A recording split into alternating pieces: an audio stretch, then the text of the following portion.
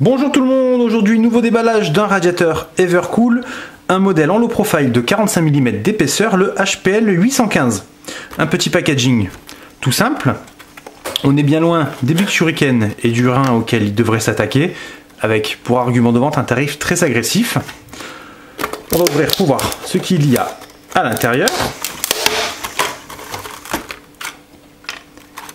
Le radiateur, donc effectivement, hop, on va pousser ça, on verra plus tard.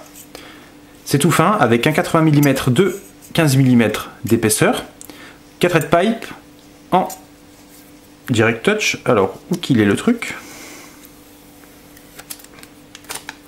Donc c'est un modèle un peu ancien. Ça se voit au niveau de la finition de la base. C'est relativement lisse, mais l'intégration ne fait pas très propre comparé à d'autres modèles, dont le Transformer 3 que nous avons passé en déballage il y a peu. Un petit travail avec des carreaux au niveau des ailettes, c'est original.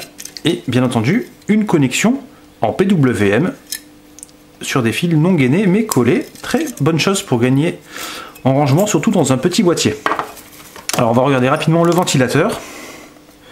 Donc 80 x 15, de 1000 à 4000 tours par minute. 1000 tours, ça fait vraiment faible.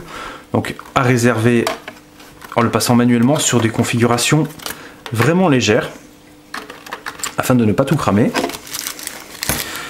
Ici, de la visserie, des rondelles pour l'installation. Là, nous avons les différents systèmes de fixation. Donc, le modèle est ancien, comme on le disait, puisque nous avons ici le 775 et... Non, c'est l'inverse, pardon. Le 775 ici avec le 1366 et le 1156. 1155 qui a été rajouté par la suite. Ils ne se sont pas embêtés à faire un nouveau kit. C'est dommage. La AMD, bien entendu. Et enfin,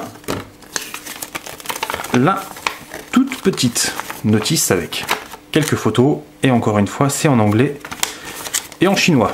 Heureusement, ça ne devrait pas être très compliqué à installer. On verra ça lors du test. Peut-être pas la semaine prochaine, d'ici 2 semaines normalement. En attendant, bonne fin de journée à tous.